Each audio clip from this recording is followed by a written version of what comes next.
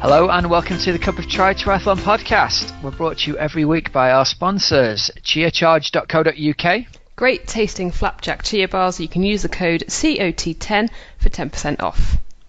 Decisionhydration.com. Leaders in triathlete sweat testing and hydration with multi-strength electrolytes that match how you sweat. We've got 15% off with a product code CupOfTri15. Awesome. And team.oxygenaddict.com. Online triathlon coaching featuring event-specific training plans and coaching guidance from Mr. Rob Wilby. And we also want to say thank you to our patrons who are helping support the show. We've got some cool stuff coming up for the patrons, actually, Hells. I don't want to say too much about that yet, but anyone who's been a patron this year, I've got a little end-of-year surprise for them coming up. And even you don't know about it yet. No, I don't. So how about that then? Thanks for that. You don't. You're a bit nervous now. It's all good. Don't worry. It's a nice little treat, so don't worry. I'm going to tell you all about it later on.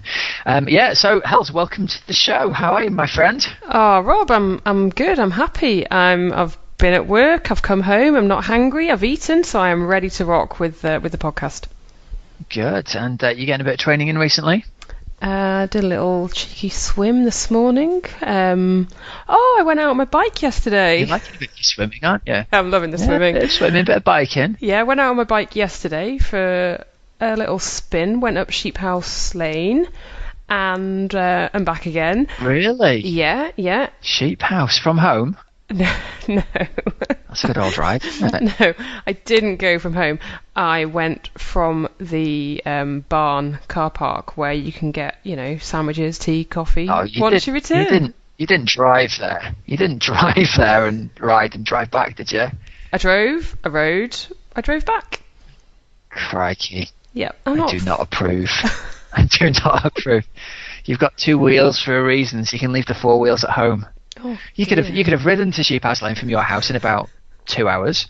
Yeah, the whole ride was 2 hours. I don't think I wasn't up for 4 hours. Not yet, Rob. And then last night I went spinning as well. So I did like a double ride day. How did that happen?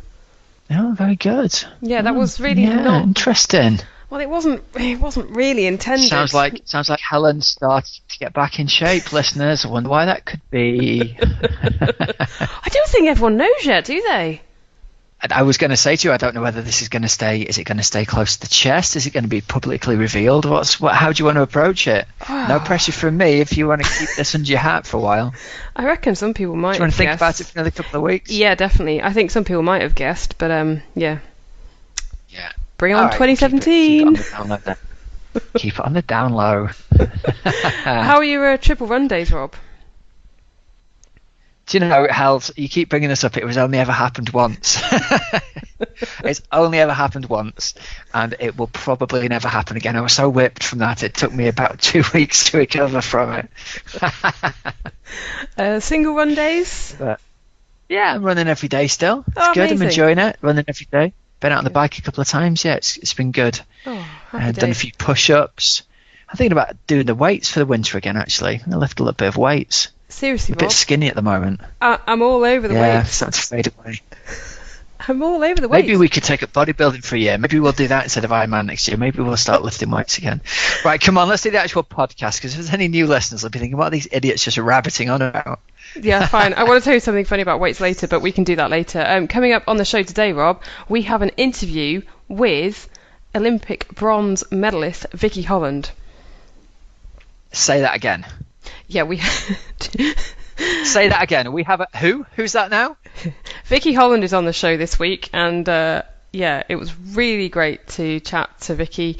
A few days ago, I caught up with her just after the parade through London, so it's good to hear about that, and it was really good to hear about that race in Rio, and the bit, Rob, which you'll listen out for later. At one point, she was not running sub 40 minutes for 10k.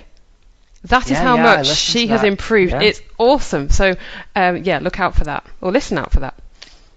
Yeah, so anyone who's currently not a sub 40-minute 10k runner, there's still hope for you to go out and win. Get that right. Olympic medalist Vicky Holland is on the show on our little podcast that we started just under 2 years ago. Olympic bronze medalist Vicky Holland. It's good, isn't it? That's That's pretty cool, Helen. Yeah. So Vicky Holland, That's pretty cool. thank you very much for your time and for coming on the show. We really enjoyed catching up. I loved it. I love this interview. It sounds like you and her are best mates sitting in the kitchen having a cup of tea. Some interviews go really well, and this is one of those where I was like, okay, well, yeah, if she's coming around for a brew if she's ever down in the Knutsford area, that's awesome. Tea and cake, Rob. Yeah, you gotta love it. Tea and cake will smooth over any social situation. Yeah, love it. All right, come on, let's jump into this week's results, Helen, shall we? Results this week sponsored by Precision Hydration. Anyone who uses the code CupOfTry15 in the month of October will get entered into the prize draw to win a free sweat test worth £95. Now, I was having a nosy on their performance blogs earlier on today, and I don't know if you've seen this, but I mean, there's no reason why you in particular should be interested in this, Helen, but they've got a blog about a guy called Andy Sloan who recently got a Kona slot at Ironman Wales.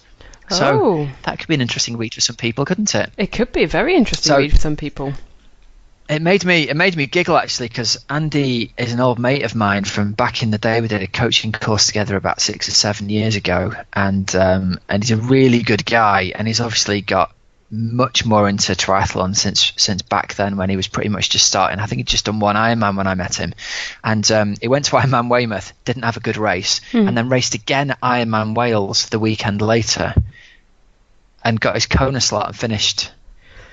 I can't remember. I think he was 18th overall off the top of my head, having raced an Ironman the weekend before. So, pretty cool performance. That is impressive. That's some good bounce back ability. Yeah, they've got some good blogs over on the old Precision Hydration blog on their website, so I'd go over and check those out. Actually, they do a real good job of putting interesting content up there, so you never know, Helen, you might find some interesting tips that might help you out there in the future. I will check it Possibly. out. I will check it out. Right, I think we should start with talking about the Xterra World Championships over in Hawaii. Yes. Well, we've had three-peat for Flora Duffy. It's really good to see her finally get that big race result this year that she deserves, isn't it? Oh, she was on the, during the Olympics, she was on the front of the bike as well, hammering away. So yeah, she's so talented, isn't she, to then go and become Xterra World Champion again. Yeah, so 3 times Xterra World Champion. She was Beck Keats' big top tip for either a medal or the gold at the Olympics, and it just didn't happen for her, did it? She just, like, every time she went to the front on the bike and tried to get away, either people wouldn't ride with her or they'd get organised behind her, and then, it just didn't work for her, but she looked so strong on the bike. Yeah. So I've always fancied, actually, Helen, the idea of going over to Maui the week after doing Hawaii and doing kind of the double up. Well, there is an Xterra Wales next year, Rob. Yeah, well, be an interesting one for doing, wouldn't it? I think it would be. I know some people who have already signed up and paid their money. Yeah, are you going to go and race, or are you going to go and support? I think I'm going to go and support. Oh, okay. Yeah, I think. Would you win, if you did Xterra Wales next year, would you win a slot for that year? Or would you win it for the following year? Well, the race is in June, so... You'd think it'd be for the same year then, wouldn't you? Yes, yeah.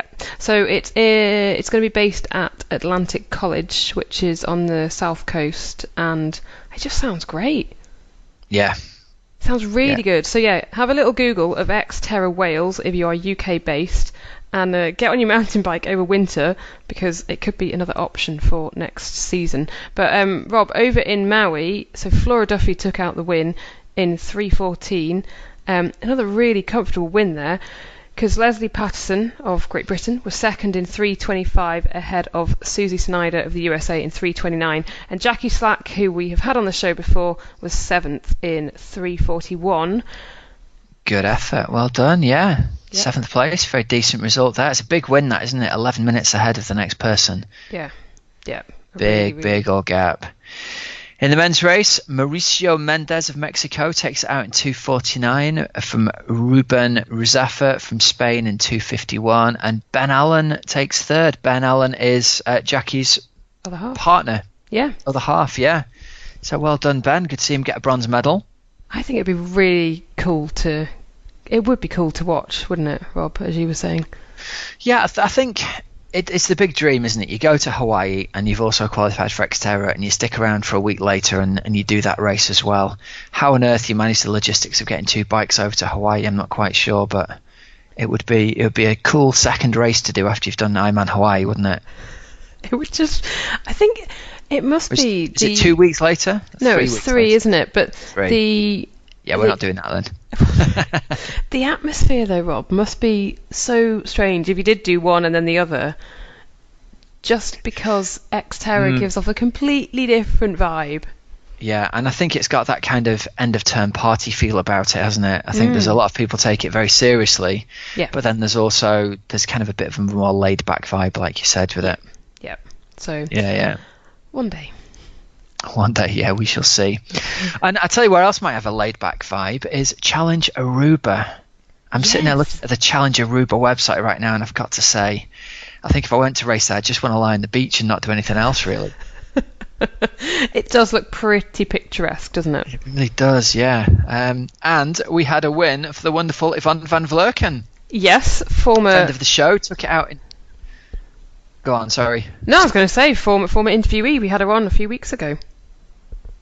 Yeah, and you haven't heard that interview, go back and check it out in the archives, because it's one of those ones that leaves you feeling happy and positive at the end of it, isn't it? And you just want to go out and do stuff. So I sent her a little email earlier on to congratulate her, and she replied and said, "Oh, thank you, I'm so happy about it." So she takes that out in 4:27 from Lindsay Corbin in 4:33 and Miriam Weird in 4:37. And the other cool thing about this is Yvonne's, I don't know whether it's partner or husband, Per Bittner, won the men's race. Yeah, that's cool. That's a good day in the Bittner Van Vlerken household, isn't it? Yeah, and it must be really amazing when those days happen, when both of you have an incredible race. Yeah. Because it's pretty rare, isn't it? It is, and as well because Yvonne didn't quite have the race that she was hoping for at Hawaii, so it's really good for her to go and pick up a win there, and hopefully they get to have a bit of an end-of-season holiday now as well, right? Oh, yeah. And just if I wasn't sure where Aruba is, Rob, it's in the Southern Caribbean, about 15 miles north of Venezuela. That'd be a really nice place to go. Yeah, it was on my list of places to go and work at when I was a windsurfer. There's a little chain of islands, Aruba, Bonaire, and Cabarete, in a little chain, and they get beautiful wind all the time through our winter. So it was on my list. Do you know what? They had a sprint triathlon there as well. And I'm just looking at the results there, and Lisa Norden was in second. Brilliant. So yeah, pretty cool. Loving the knowledge. Knowledge. It's not knowledge. I'm just reading the results off the website. But imagine. I have to hold my hands up. I've not heard of Ronze Postma, who took the win, but imagine taking down Lisa Norden. It's a pretty big scalp to take in a sprint race, isn't it? Yeah, you'd be pretty chuffed with that one, definitely. Yeah, you would be. You'd be made up with it. Rob, did you notice that Emma Pallant was racing out in Thailand again, as was Stuart Hayes? Stewie Hayes. See that? Yeah. Go on. You get on. Well, Stuart Hayes got 4th, and he said it was the most brutal race he has ever done. And then 70.3. Yeah, it was a 70.3. And then that's a hot place to race. This is Challenge Thailand, right? Emma Pallant said, "Thanks, Challenge, Thailand, for an amazing race and hospitality. Obviously just fainted on the run due to the amazing breathtaking views. #brutal. Oh, bless. Yeah. Just get me to the finish line. That's all it is. Get me to the finish line and fill me full of precision hydration. Yeah, I think I would actually die if I tried to race in that humidity. You'd find like this crinkled bag of dehydrated salt at the side of the road in a tri-suit. That'd be me. There's just no way. Couldn't live through it. I would be rubbish in that heat as well. Really rubbish. So there you go. Well, good job. We're not planning to have you race in Hawaii anytime soon, then, right? No, good job. Deep breath and move on, right? Very good job. All right, let's do some news then, because we've got some cool news coming up this week. News is sponsored by cheercharge.co.uk, and they're running a competition to win a box of Cheercharge flapjacks and other various delicious yum-yums worth £32. So if you go to cheercharge.co.uk /blog/cup of try, all you've got to do is enter your email address in there, and there'll be a prize draw done in about a week's time. It's happening at the end of October, so you've still got time to go over and do that. I was loving the cheer charges this weekend. Hells was out on a trail run with a couple in my pocket, and I've got to say, I think chia seeds are the way forward for me. I'm really loving them. That's cool. I've been putting the chia seeds to good use again, Rob, in doing a little bit of baking again.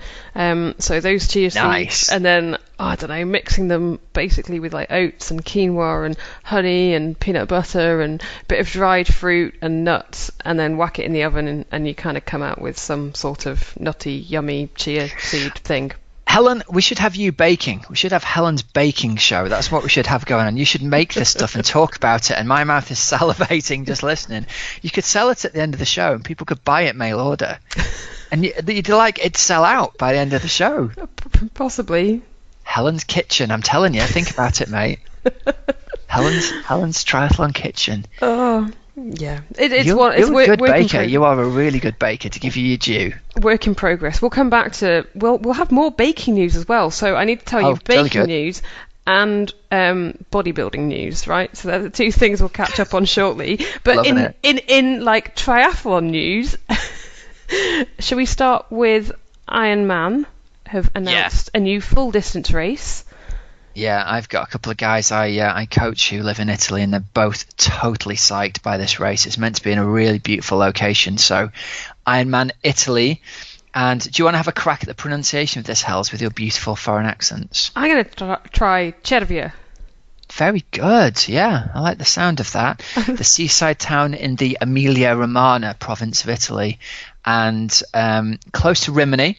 Yep. Which has had several big races before, but the guys I coach said, oh man, it's just a brilliant location, really, really like beautiful, stunning Italian scenery. So they're changing their race plans to go and race there by the sounds of things. Oh, really? So yeah, I love it. So that's going to be on the 23rd of September 2017. So it's going to be it'll be a next season qualifier, that, won't it? It's after the cutoff. Yes. Yep. Correct. So good stuff. So I wonder if that'll be a super high quality field like they get in, Barcelona and places like that. Everyone who wasn't qualified goes and races there instead. It does look nice in the pictures, doesn't it? Yeah, it does look very nice. Yes. Another one for you just see like palm trees on the beach. Anything with blooming palm trees on a beach is appealing during October in the UK, isn't it? All we want to do is just go on holiday, isn't it? Exactly. Not necessarily go to race. We just want to go on holiday. Yeah, so that looks like a good one. And what else do we have in triathlon news? Well, we have a bit of news that I'm going to mention this now, Rob. So we had John McAvoy on the show. John McAvoy. May time, I think. So John McAvoy was the guy who was a former prisoner and has basically turned his life around through sport. And you might have seen John on the TV recently, on the radio recently. He's kind of been everywhere in a good way because his book called Redemption is out now. And the good news is, Rob, we have 2 copies to give away. So brilliant. The competition is going to close on the 31st of October, which is Monday. And all you have to do is go onto @CupOfTri on Twitter, look at our pinned tweet. Or Facebook. You can do it on Facebook too, don't forget. Yep. So retweet or share, follow us, and then we also want to know what gets you through a hard race. So they've got to tell us what gets you through the hard times in a race. And are we doing a prize draw for this, or are we going to decide what we think the best answer to the question is?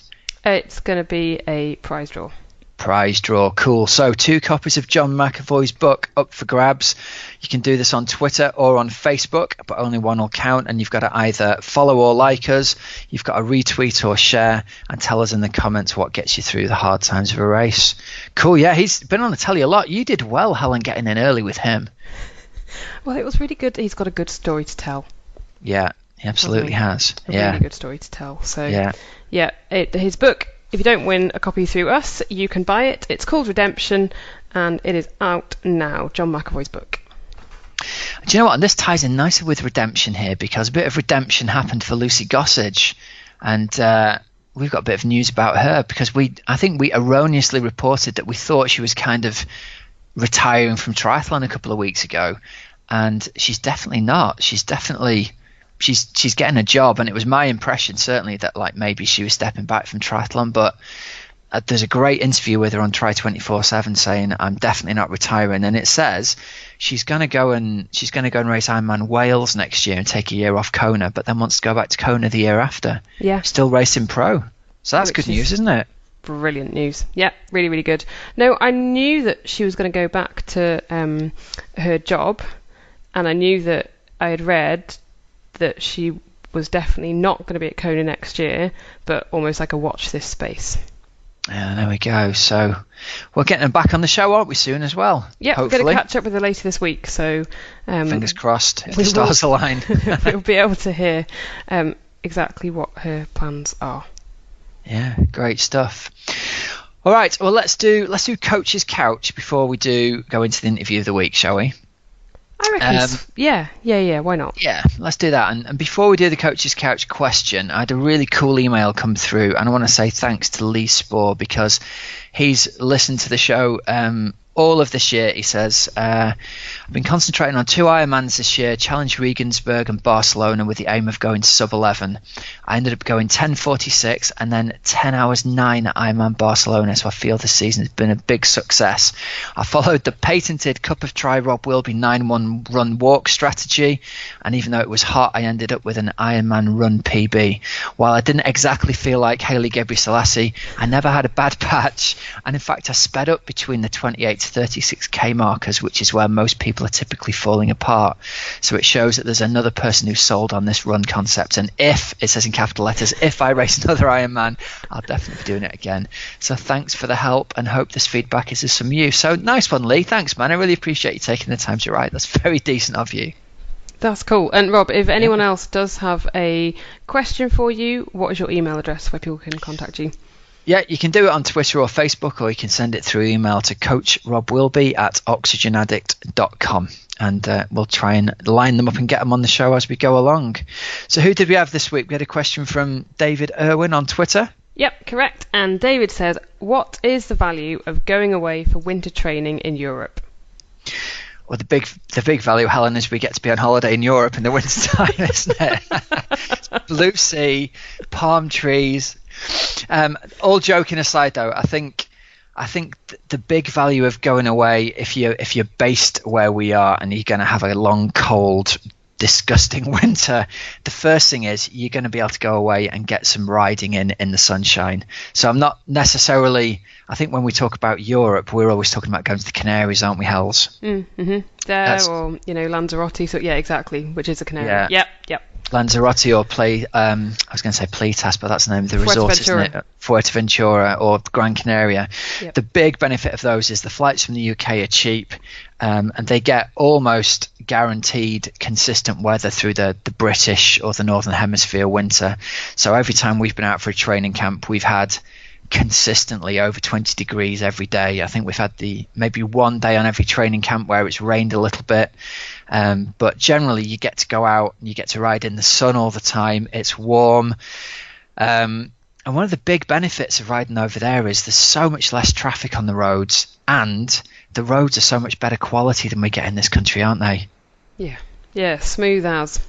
Yeah, I think that the biggest unspoken benefit of going away, and I think this is kind of implied in the question, winter training being like a training camp or a training holiday type thing, is you can get so much more training done when you're away for a 5 to 7 day period than you possibly ever could do at home. And so it isn't unusual for the camps we've done for guys to train 20 hours, 30 hours, 35 hours even within a given 7 day period. And that sounds like a massive amount of time, doesn't it? Yeah, something that unless you take a week off from work at home, so it would be difficult to do that because you have everything else. You have family, you have washing, chores, whatever. Totally. Yeah. Then it is difficult to put that together. Yeah, it does sound like an insane amount of training to do in 1 week, but I think when you're just at a resort where all you've got to do is, the meals are made for you, you turn up in the morning, you train, you eat, you train, you eat, you train, and go to bed. There's no distractions, there's no hoovering to be done, there's no laundry to be done. You can just recover from that training so much quicker. And initially, I think the danger is to think, well, I'll just kill myself if I try and do 20 hours of training or 30 hours of training in a week. But it always amazes people how much they can actually get done when all they've got to focus on is training, eating, and sleeping. So, yeah, so that's the big value of it, I think, there, David. So get yourself on a winter training camp. Rob, I'm going to give a slightly different perspective here, because last year I didn't go on a training camp. And previously, so 2 years I've done a training camp, and I think 2 years I probably haven't.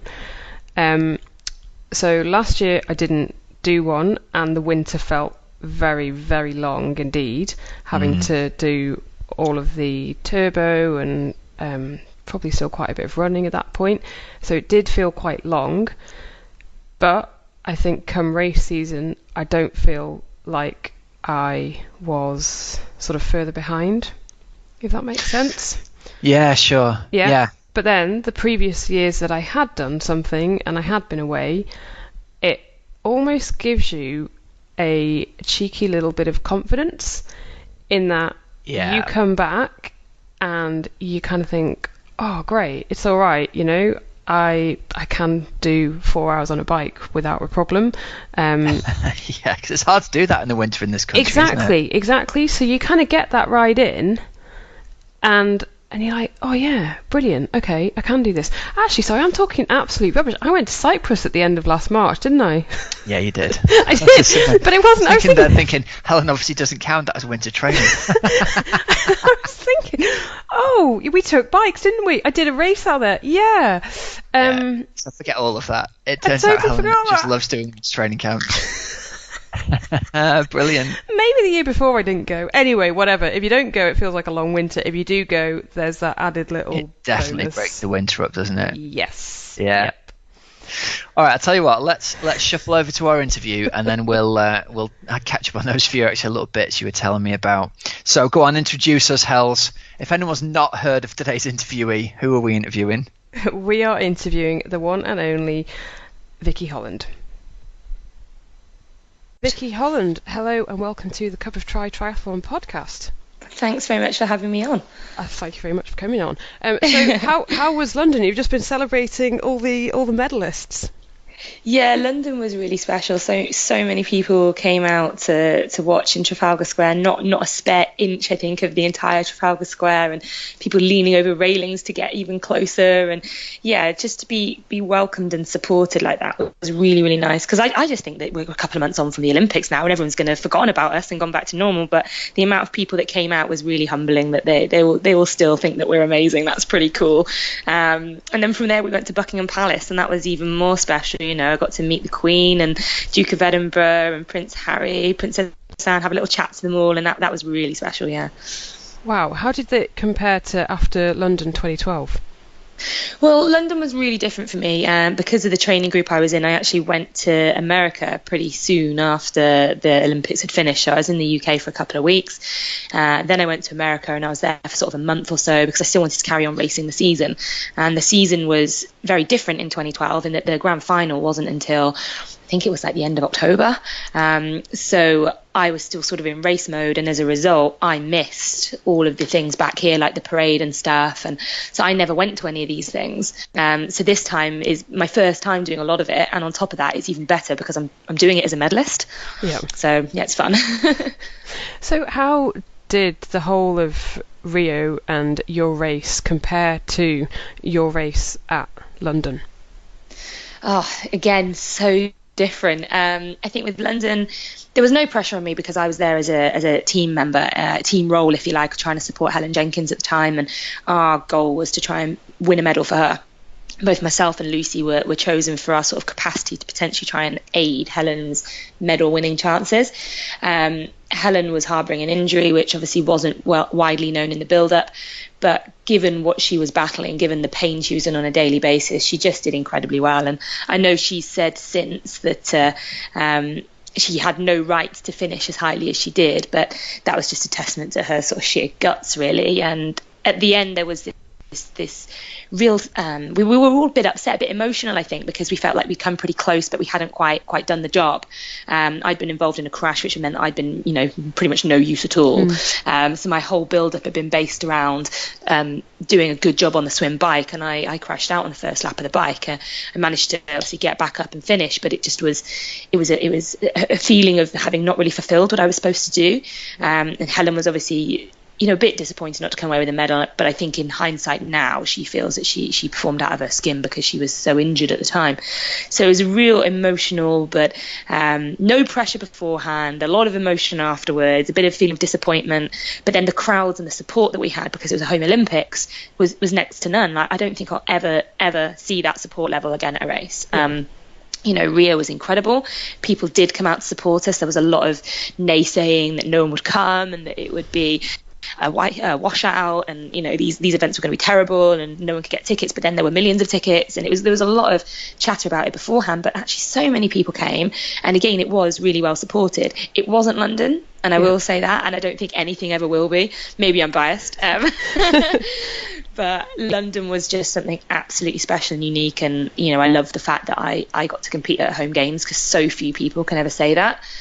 But the build-up and the actual race in Rio were completely different for me. I was going there as a contender, and I knew I was going there as a contender, and that's what we'd spent, a year, 18 months trying to make sure that when I got there on that day, I was a contender.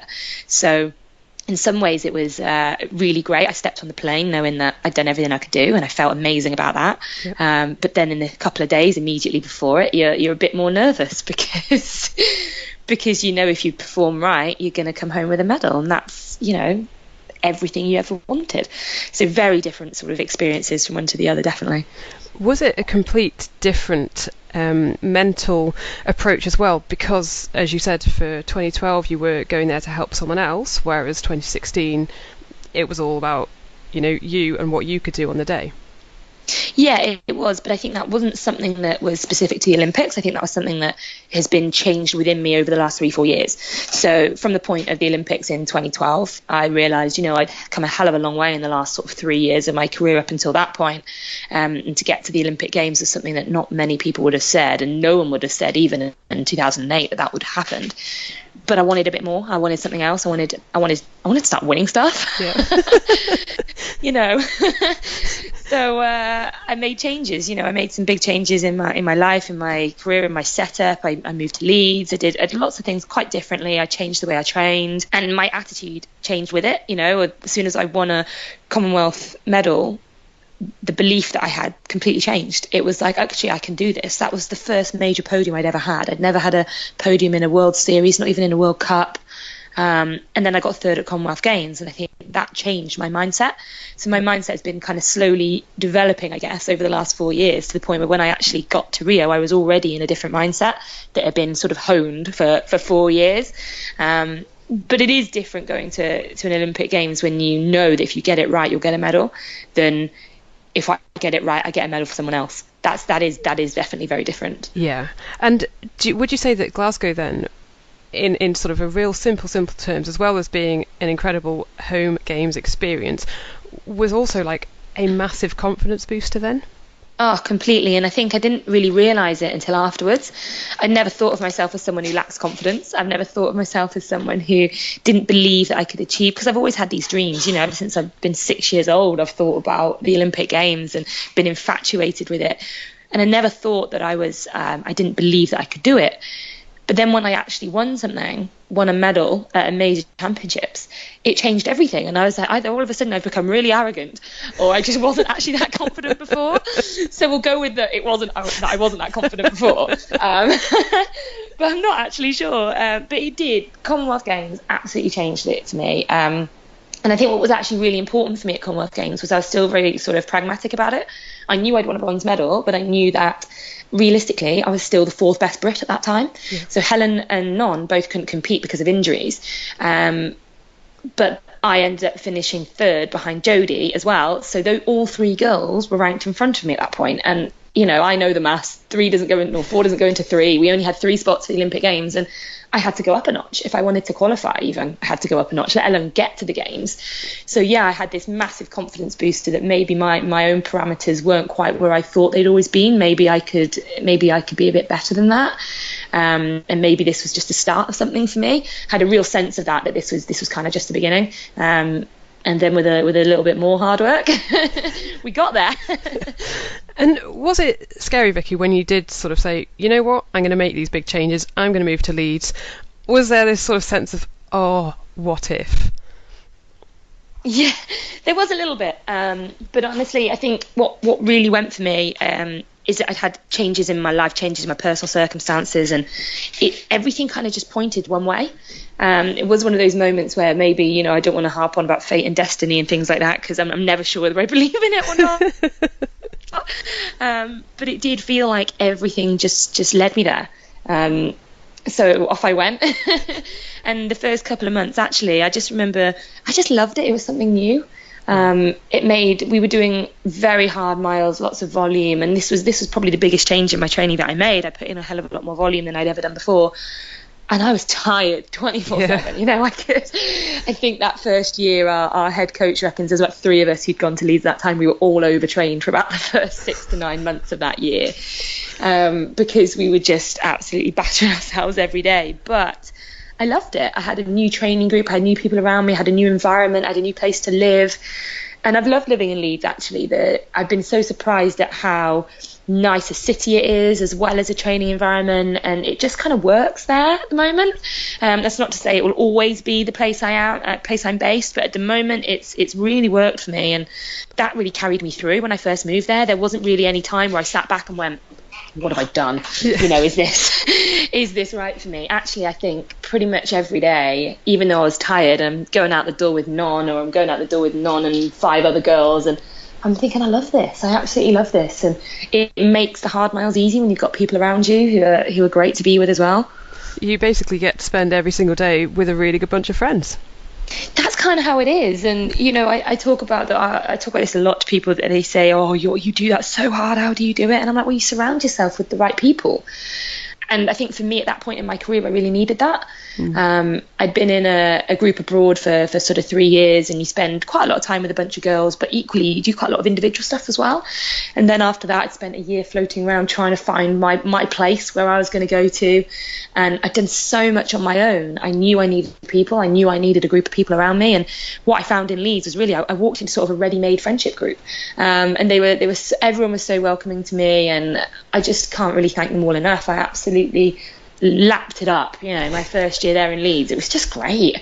Now I'm not quite so enthusiastic when I have to get out on the bike, but that first year, God, I loved it. So maybe that's why I'm still, you know, reaping the success now. I put in sort of this mega year of mega volume, and it was just sort of felt relatively easy because I just had people to do it with. And was there like a different level of intensity from being with Darren Smith and his D squad to then going to Leeds? Because, you know, at Leeds, sort of everyone knows you're training alongside the Brownies, that kind of thing. Was it a different sort of experience, a different kind of vibe? I think it was less intense in Leeds, you know. So I think being in Darren's group was incredible for me, and I always have to say that without him I would have probably quit the sport in sort of middle of 2009. I was about done. I was finishing last at national championships, and it was time to go and get a proper job. You know, I wasn't making any inroads, and I couldn't run faster than 40 minutes for 10k, and it was a mess, you know. Seriously, what had happened then? Yeah. It's really hard to put my finger on it. I get asked this a lot. I think I went to university as an athlete who was a really good swimmer and a really good runner, and I thought I was going to be the next Kelly Holmes. I thought that's where my career was going. She just won both her Olympic golds that same summer, 2004, and I thought that was where my career was headed. I'd won English schools 1500, and you know that was where I thought I was going to go to. And I got sort of drafted into triathlon at university, but if I'm honest, I don't think looking back I was ready for it. I don't think I actually wanted to move sports yet. I think I enjoyed myself a lot at university, which maybe comes into it a little bit as well. And I think you had a life. Read into that what you will. I did. I had a life, and in a lot of ways I really don't regret that, because I think I needed that time to let loose, enjoy myself, become a bit independent, grow up a little bit.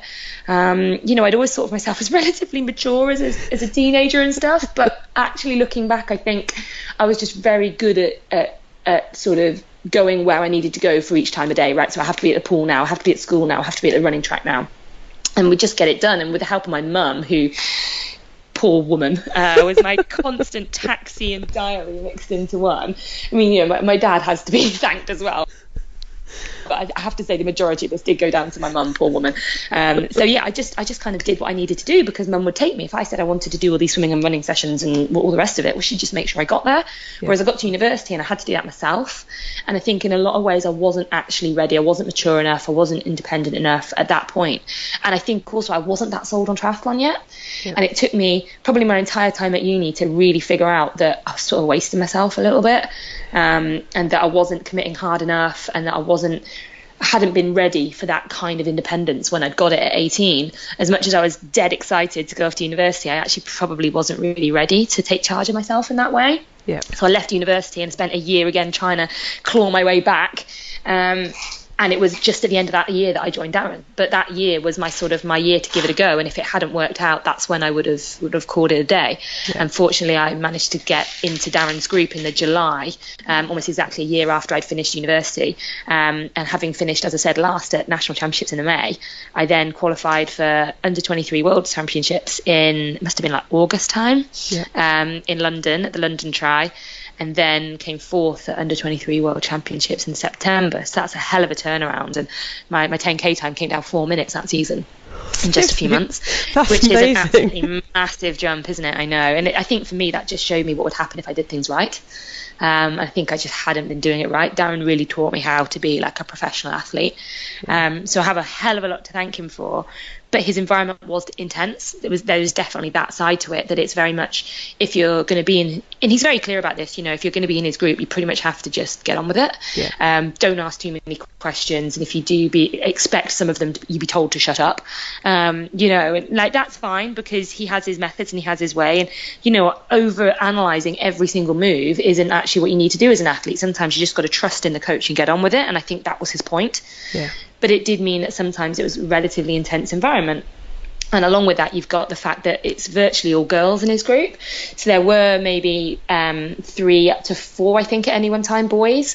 Sometimes there was only 1 or 2 boys, but there was always a very top-heavy girl sort of balance, really. Yeah. So that, I think, then adds to the intensity a little bit. You're competing basically in every training session against all the same people that you're going to compete against in the World Series. Yeah. So as much as we actually had a really good group that got on very well and did support each other, it was intense. We did actually end up smashing each other to pieces in certain sessions just because it would turn into a mass fight, not a fisticuffs kind of fight, an intensity training kind of fight, like a race. So that's kind of how some sessions would end up going. And again, parts of it I absolutely loved, and I lapped it up, and I did improve massively under him. I think from joining him when I don't know if I'd ever run under 40 minutes for a 10K at that point.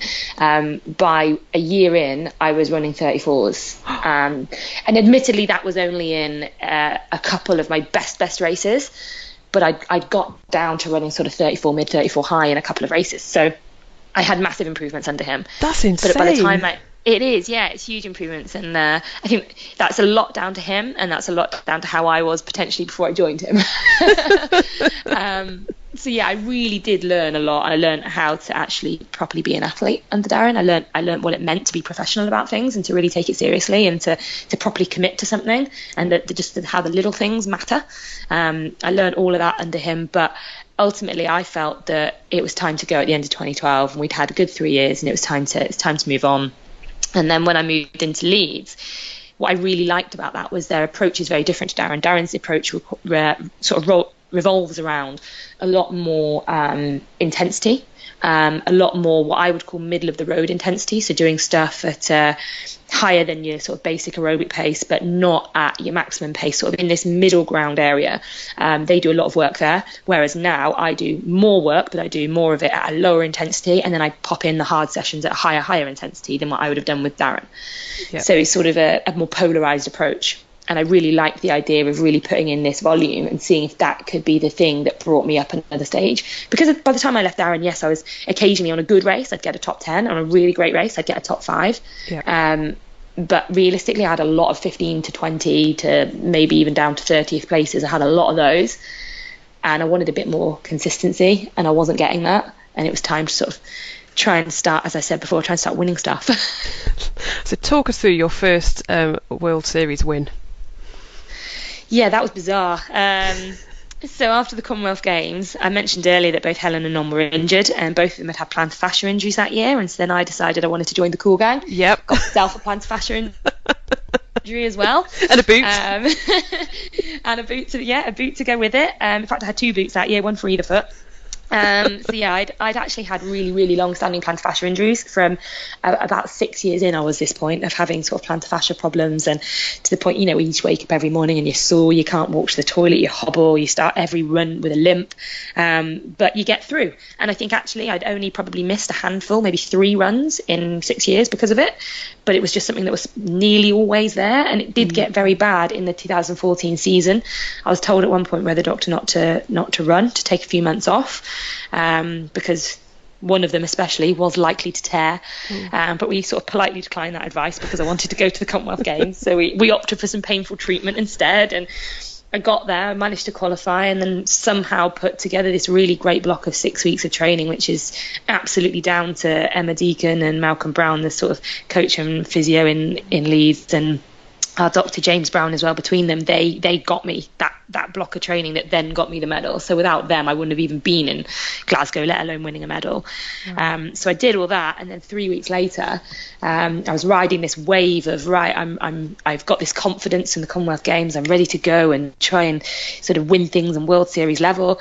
Day before I was due to fly out to Stockholm for the World Series race, my plantar fascia tore. So that was my season done. Which was painful, followed by boot on one foot, treat that one, boot on the other foot, treat that one. We sort of took some time to do both of them, but unfortunately it just took a really, really long time to heal. And I didn't end up running another step from the moment my plantar fascia tore in August until January, so it was 5 months, which was a really, really long time not to do any running. And for quite a lot of that time as well, no one could really give me any timeline. Everyone always said this about plantar fascia injuries, they're a right swear word, because you can't really dictate how they're going to go, and they're different for each person. And when Non had torn her plantar fascia, it healed really quite quickly. It was the fact that she then got a navicular stress fracture that put her out for the rest of the season. Her plantar fascia healed really quickly. Mine took 5 months. It was really frustrating, and there's no rhyme or reason or logic to it. You just kind of have to wait it out. So when I started running in the January, and I mean by running 5 by 1 minute on, 1 minute off, and then it took like a month to get up to running 30 minutes. So we're in sort of middle to end of February by this point, and I had to enter if I wanted to do any of the World Series races. So I entered Cape Town just on the basis that I had to enter it at that point, even if I wasn't going to go, and I'd have another few weeks to decide whether I was going to do it or not. We'd also decided that we knew what the Olympic selection policy was by this point. So I had crutched my way into the meeting in the November of 2014, where they told me that I had to podium in both Chicago and Rio to get on the Olympic team, or it was completely down to discretion. And at this point, I've never made a podium in anything other than the Commonwealth Games, and I'm on crutches. So I thought, right, well, that's good. Better step things up then. So we worked out, with the help of Malcolm, I sat down and worked out that if I didn't race in the Cape Town race, the World Series, early 2015, I wouldn't get another Olympic distance in until Rio, the test event, and that was one of the selection races. So we decided that I'd go to Cape Town. So we'd made this decision. I think we actually decided on it about 5 weeks out. We decided, right, we'll go to Cape Town. And at this point, I'm going to Cape Town, right? I'm just up to half an hour of running. I'm going to Cape Town as a cripple. I'm going to Cape Town as a cripple. This could be really interesting. But we were very practical about it. We sat down and went, right, well, you're going to go and basically just got to get through this race. And doing the race will move you on a level, because that's invariably what happens with me every year. I do my first 10K and that moves me on for the rest of the year. So we decided to approach it very much as a training race and not to put too much pressure on it, but just I had to do it. So I had a 10K under my belt before we went to Rio. But then everything just started changing week on week. I just got better. I got fitter. I got so fit so quickly. And I think that's a huge testament, actually, to my boyfriend, who's also my coach now, Rhys Davey. He's my bike coach, and I asked him to be my bike coach after the Commonwealth Games. And when I couldn't run, I rode. And I rode a lot. You know, I was riding 18, sometimes up to 19, 20 hours a week, just so that I could put in the volume. Yep. So it meant that when I actually started running, I was really fit. And I think that really helped. It didn't take me very long to get the real fitness back. And as every week went by, as I got closer to Cape Town, I started feeling so good, so much better than I had any real right to feel. People were sort of like, really, Vicky, you're going to Cape Town and you haven't run for 5 months? I'm like, I am fine. And I remember the day I flew actually to Cape Town, I was flying later in the day, and I did a half track session in the morning with Malcolm, and it went really well. And he sort of said, if it was a 5K, I think you'd really, really do well here. I think you could get on the podium. He's like, but it's a 10K. Damn it, it's double that. I know. And I sort of thought, you know what, Malcolm? I'm all right. I think I'm going to be all right. I hadn't run anything longer than 50 minutes at this point, and normally we put in a lot more volume than that, but I still went there feeling really good, feeling really confident. And actually when I got there, I just still felt really good. I traveled really well, and in the race itself, nothing seemed to get in the way. It all just went as smooth as it could do. And on the run, I almost was waiting, because I didn't want to go too early, knowing I hadn't put the training in, I hadn't put the fitness in, and I didn't want to go and then blow up and Malcolm sit there with his head in his hands and go, oh, what's she done? I told her she'd only be fit for 5K. So I waited and waited and waited, and when I actually did go, it just felt so good, and I felt it felt really right, and it didn't, everything clicked on that race. It felt really good, and winning it was a bit of disbelief, but at the same time, it sort of just, it reiterated to me that actually I knew I was ready, and I was. Yep. And that was something that I've taken ever since that moment, is when I've known I've been ready for a race. I have been ready for a race, and it's not there's been no surprises on that level. I've not turned up to a race and thought I was in the best shape and turned up and had a shocker. When I've known, I've known. Wow. So Rio, right? The last 200 metres. No. Go back a little bit further. The last, 600, 800 metres? What was going through your mind at that point? So I had to completely dissociate from the fact that it was non, because obviously we're such good friends, and we went there wanting a medal for both of us. That had always been the plan. We both wanted to come home with 2 medals, one for me and one for her, and that was always what we wanted. But by about 5K into the run, it became really clear that wasn't going to happen. And if I'm honest, it's one of the things I actually regret. I think I gave up on silver at that point and decided to fight for bronze. And seeing the way that Nicola really faded in the last lap, I wish we'd pushed it on a bit more. In the last sort of couple of Ks, I felt that the longer Non dragged it out from, so Non really, as you might have noticed on TV, Non likes to lead. Non always likes to be in front if she's running with someone. And I would come around to try and take the pace on a little bit for a bit, and then she just comes straight back around me again. So I'm okay settled in behind her. I don't mind being that person. She really likes to sort of be the person in control of the pace, and I felt that she would try and drag it out, probably from between 1 and 2K to go, and I thought if she did that might be her chance to sort of really kick away from me. I've always felt that I've got quite a good kick, and I felt that the longer this went on without the pace going up, the better chance I stood come the finish line to be the one who got the medal. So with about 800 to go, I'm still thinking that it hasn't really picked up, and that I'm comfortable, I'm fine. And with 600 to go, the same, and with 400 to go, the same. And then I'm sort of like, right, where's that blue carpet? When's it coming? And I just saw it and went. And I just thought, right, this is it. You've got to go right now. Do not look back. And that's absolutely what I did. And I think I felt, I don't know, because it's not like me and Non sprint against each other very often, but I do feel that I've got quite a good kick. And when I went, I thought I had it, but I just didn't dare look back. And I got across the line, and there's barely really any time to celebrate, even though realistically, if you take away the fact that it was Non that came fourth, it really is something to celebrate because of all the years and all the ups and downs and the injuries and everything else that go into it. Really is just, and it's the pinnacle, it's the Olympics, it's something to celebrate, but there just wasn't really any time for that because I was too worried about getting there first. But yeah, it was quite the feeling. Has it changed your friendship in any way since? No, it hasn't, and that's probably one of the things I'm the most proud about, is that I gave Non a card the day before the Olympic Games, just sort of saying that friends first, and I really hope that would be true, that we'd be friends no matter what happened, we knew we'd both given everything to get there, and that we'd done everything we could in our preparation, and that I wished her the best, but that at the end of it, no matter what, win, lose or draw, we would stay friends. And I can honestly say that's happened, and that's a massive testament to her, because it can't be easy being the one who missed out by 3 seconds, and to the person that you have to see every day and that you live with. But I can honestly say that it's exactly like it always was. We got back home and it was just like another day. How good is that? Just like another day. Yeah, and that I'm really proud of that, because I feel like this is a friendship that we have now that's so strong that it will always remain. You know, I don't think there's anything really that can break us now, and I really love that you know, she's a friend for life, and she's a great girl. I'm so pleased that that's what I've achieved really in the last 3 years, is this incredible friendship. And a bronze medal. That's awesome. That is really, really cool. And a bronze medal, yeah. So, Vicky, what next for you? Are you going to carry on to the Commonwealth Games at Gold Coast? Yes, that's the next target. Commonwealth Games Gold Coast is the next plan. And then TBC. I haven't really got that far. Yeah, I mean, I'm 30 now, sadly, and I don't know how much more I've got in me, how much more I want to do. That's not to say that I'm ready to quit right now, but I'm very aware that, you know, people do tend to start slowing down a little bit, and the world might move on a level. There might be another Gwen coming through the ranks, you know.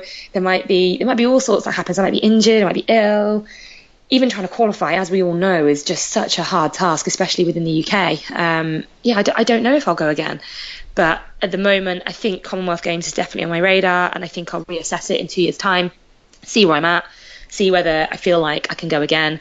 And also, this is something I've said a few times now, I don't think that having won a medal now, I don't think I'd go just to go. I've been twice, and I don't want to go again on the basis of, I'll just go to make up the numbers. If I'm going again, I think I'm going because I think I can be as good or better this time. So I'm going if I think I can be a contender. Was it quite inspiring to see Nicholas Pirig do what she did? Yeah, I mean, she was definitely the dark horse of the day. There's no denying that. I knew she was in good shape. You know, we trained in summer at the same time as her a lot this summer, and I know her running's very good at the moment. I knew all of those things. I was surprised at how well she swam. I think that was the big surprise on the day. She did put in a great swim that put her in the group. Her tactics on the bike were interesting. If I'm honest, I'm not entirely sure what she was trying to achieve. I think she was trying to sort of sap the legs, but all it did was mean that everyone else went, well, I'm not going to work with you then. So, you know, we'd had certain plans in place to sort of drag out the pace, but really when she just wanted to sort of attack off the front, the first time she sort of attacks me when I've taken a turn off her, well, that's it. I'm sorry, I'm not going to work with you if you're just going to attack me. So she did a lot of the work on her own, but I think I have seen something she's written since about it was a specific tactic for her to really put in loads and loads of surges and see how people responded. Yep. And obviously, in a lot of ways, it did work because I don't think many people ran particularly well.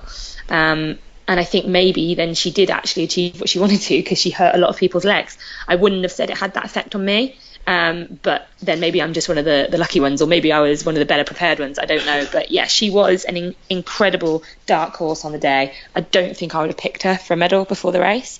And she actually said afterwards that she was more emotional about that one than winning the one in London. Because to try and go back and win something again when you've already won, she said was just so hard and so much pressure on her. And I think she was absolutely delighted with that. Do you think her tactics had an impact on sort of your tactics or like Team GB's tactics towards, you know, the plan to probably try to beat Gwen kind of thing? Well, it didn't. So basically the way she played it would have really, really affected what we had in plan, were it not for the fact that firstly Helen was sick. So poor Helen didn't make it up the first hill in the first group. She'd been really poorly that day. She'd had about 48 hours of sort of stomach bug and was really sick on the morning of the race. And, you know, poor girl was just not right. So that took our number down by 1. You know, then we're a team of 2. Non wasn't feeling her absolute best on the day in terms of she said she didn't feel she had the legs on the bike. She found that really hard. And for me, I'd been a bit unwell in sort of the 18 hours before the race. So all of our game plans changed on race day. The plan that we'd had to drag it out as a group went out the window completely. And I was actually surprised by how good I felt considering sort of my stomach upset of the 18 hours beforehand. I actually was really surprised that when I got on the bike I felt okay. and I could have done a bit more than I did on the bike, but I went into sort of self-preservation mode. Everything that we'd planned for was a real attacking race, and a real, in a lot of ways, similar to how Alistair and Johnny had taken it on and just absolutely taken it to their opposition and smashed them to pieces within the first 2 laps of the bike. That was a lot of what we'd kind of planned to do, and all of us were riding well enough to make that happen. It just happened that, unfortunately, with one thing or another, we couldn't really execute that on day. So for me, I just decided to play it safe. For me, it was a case of, well, I don't know how I'm going to be able to run. I don't know how my stomach's going to hold up on this run. I don't know if my legs are going to have any energy left in them, whether I'm going to be a bit depleted, all the rest of it. There's so many unknowns. I just had to play it differently. Yeah. Well, Vicky, you played a blinder. It was really, really good to watch. I think everyone will be so inspired by just sort of seeing you and the progressions that you've made, over the past few years. So huge congratulations, and I will leave it there because I know you've got another interview to do as well. But thank you very much for your time. Yeah. You're very welcome. Thanks for having me on. I've got to hand it to you, Hels. That was a really enjoyable interview. I loved that one. I thought you did a brilliant job, and I've got to say she sounds like she's welcome at my house for a cup of tea and a cake anytime. She sounds like a really good laugh. I loved talking about how her mindset had to change, because she was super honest about the fact it was like I'd never even been on a podium in a race before, and then I got that medal at the Commonwealth Games and everything changed. I love that. Yep. And sometimes it is that confidence that you have one good result, and then you suddenly realise, oh, right, okay, I can do this. Totally. Yeah, I think a lot of people are like that. It's that kind of see it and then believe it thing, isn't it? Yeah. Coach can tell you you're capable of it, but you don't really believe it yourself until you've actually achieved that thing, and then one result can change everything, and you go, oh, okay, well, my coach has been telling me I can do this for 9 months now. Guess he or she's right. Yeah, and it doesn't matter if, you don't have to be coming one, first, second or third in a race. It could be that, I don't know, maybe you get the time that you were hoping for, but you were sort of doubting that you could get an Olympic, or you complete your first sprint, whatever. It's actually achieving that goal that you kind of think, not sure. Yeah. And the other thing I think is great when we have these really top level athletes on is I think it's tempting for us normal people to sit here and think, well, it's all right for her. She doesn't get injured like I do. She hasn't got to put up with this, and I've got to go to work. And you hear a story and you go, she's basically been held together by the physio Emma Deacon for the whole of that year. Yeah. And constantly been in pain and having painful treatments every single day. That's what's allowed her to actually go out there and race. And so it really made me think, well, you need to stop moaning about this and just get a bit more physio treatment, because everyone has to deal with it. If you're trying to compete at any level, you've just got to accept it as part of the process. Yeah. And the other thing is, if, for Vicky, at the moment, she's a full-time athlete, that is her job. Yeah. It's, we don't have to rely on doing triathlon or getting good results. Do we? It's not our job. We have other things going on. Yeah, but I reckon the flip side of that is that there's probably tens of thousands of age group athletes who take their sport just as seriously in their head as she does. Yep. And the temptation is to think, oh, I'm just getting injured all the time. But the reality is, maybe the more people like Vicky talk about how much physio treatment they have, the more the rest of us normal people accept, oh, all right, if they have to have physio treatment all the time, it's probably all right for me to have some of the time as well. Yeah. Yep. That it is, isn't it? Yeah. Definitely. Cool. Good interview. Right, tell me about bodybuilding. Oh yeah, well, this is just quite funny. So I happened to be in a gym over the weekend, Rob, and I had to sort of work with this guy who used to be a rugby player, used to be a number 8, right? Okay. And so picture like a 6'5" massive guy who could happily lift 20 kilogram dumbbell in one arm on each arm, and then there's me. You're giving him instruction. Yeah. Love it. I can see you doing that. You've got the authority to do it. I'd listen to you if you told me what to do in the gym. But it was more, we then had to swap. And he was like, so what kind of weight do you want? 8 kilograms? And I was like, no. 8 pounds? I think we're talking like 5 maybe. Tried 5. Yeah. And I was like, oh my God, oh, my arms are about to fall off. No, so it was just the contrast between Mr. Bodybuilder, former rugby player, and me. And when I said to him, oh, so what's your 1 rep max, do you think on this with a chest press? He was like, I could lift the whole thing. Yeah, 220 kilos, no problem. I was like, this is brilliant. This is genius. So that was my bodybuilding news, Rob. My other news, we mentioned cake before, and someone had actually asked on Twitter about this. Fueled by Cake number 2 is underway. Awesome. That's awesome. Yeah, it's good news, isn't it? That is fantastic. Right, I'm going to have to come up with a recipe. Yes. He said, never having baked anything in his life. We'll get one from my mum. That's it. That's exactly what I'm after. Yep. Rob Wilby's Mama mum. Oxygen Addict cake recipe. There we go. Yeah.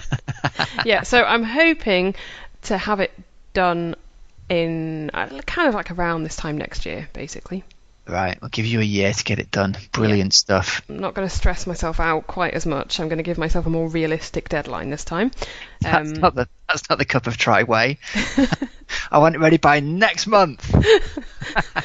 Oh, no. But yeah, money this time is going to go to Cheshire East Hospice, Melanoma UK, and Young Epilepsy. So 3 small charities, and I'm so excited about doing a second version. It's going to be great. Oh, brilliant. Think of all the people we're going to be able to lean on for recipes as well. This is going to be... Well, I can tell you who I've already got. Even better. Go on, tell us who you've got lined up. Already, Rachel Joyce has provided me with a recipe. Chrissy Wellington has provided me with a recipe. Catherine Foe is practicing her baking. Love it. Joanna Rousel-Shand has given me a recipe. Emma Pooley, I think, is going to give me a recipe. And then Vassos Alexander from Radio 2 is going to give me another recipe. So we are on it, and it's going to be good. We are rolling. I'm so excited. Every single person we've ever interviewed to get you on. This is going to be ace. Yeah, it's going to be good. All right, watch this space, everyone. Right, we should wrap this up, I think, Hells. I think we should. Rob, it's been a pleasure. It has been a pleasure, as always. Thanks very much for listening, everybody. You've been listening to the Cup of Tri podcast. I'm Coach Rob Wilby. I'm Helen Murray. And until next week, everybody, have a great training and racing week. Be safe. And we'll talk to you again in a week when we will have an interview with Jane Handsome. Yeah. Great stuff. Thanks for listening, everyone, and we'll see you again soon. Bye now.